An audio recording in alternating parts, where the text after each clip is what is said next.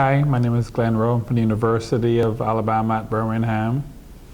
And I'm Joe Libonati. I'm from the University of Pennsylvania, and we just moderated a session called Exercise and Heart Disease, where we had some excellent talks about the benefits of exercise on the cardiovascular system.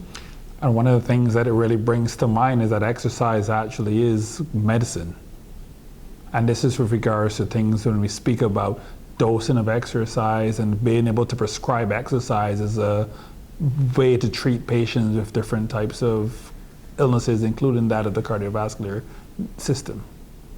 And so we heard some very interesting presentations about looking for specific pathways that improve the heart's function and how blood vessels might improve with exercise, both of which do, and trying to find molecular targets that might be exercise mimetics, quote unquote, that might be useful tools in developing drugs to help people get an exercise effect in those folks that can't actually exercise. So it brings to mind the idea of overall exercise intolerance and the inability for one to respond to exercise.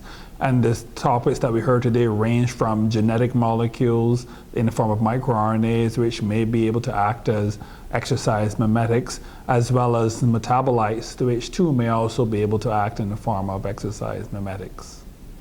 Now, one of the things that struck me, Glenn, was that the presentations really spanned from cell culture, really a reductionist approach, all the way out to translational medicine, those observations in humans. So that really brings to mind the whole idea of bench to bedside, where we can do the experiments in the actual laboratory and be able to take it all in vivo, and even think about the idea of even preclinical approaches in order to try to get to these questions of exercise mimetics, to really narrow down and deal with the population of people who are not going to exercise or who are unable to exercise. I think that's definitely where the emphasis needs to go going forward when we think about these approaches at a molecular level. And I also thought the presentations did a very fine job in looking at different doses of exercise and different modalities of exercise, that it's not so simple to just cluster all forms of exercise into one pot, that we have to think about each form of exercise, whether it be cycling or rowing or swimming or running, all takes on its own phenotype. And we need to be appreciative of that in the adaptations that occur with each of those exercise stresses to search for the mechanisms that are associated with the putative protection. And while not even directly being addressed, but the other thing is the high limit of it. Is there such a thing as too much exercise, and what stress that will have and play on the heart and the cardiovascular system if you do too much of the wrong kind of exercise, so that too much of a good thing could be bad at some point.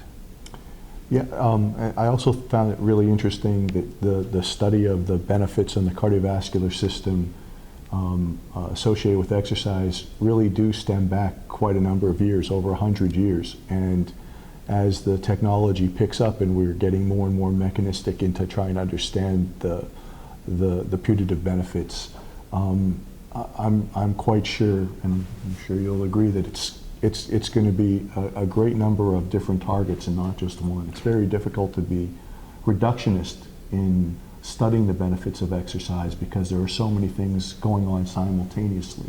I mean, we're definitely in the molecular era of exercise physiology. I think the idea that exercise is good and exercise has great benefits has been known, as you pointed out, for decades at this point, even longer actually. But I think now we're figuring out what the targets are, what are the molecules, what are the things that we could potentially target and use, the exercise in a pill type approach. So this session really re-emphasized the importance of being physically active and exercise. Everyone should really incorporate some sort of physical activity into their life. It has pretty much an outstanding effect on overall health. both for patients with cardiovascular disease as well as for those that are just trying to prevent the development of cardiovascular disease.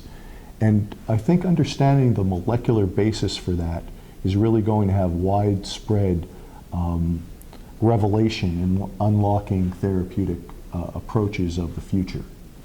I would agree, and I think that overall, exercise, as I said at the beginning, is definitely the best medicine.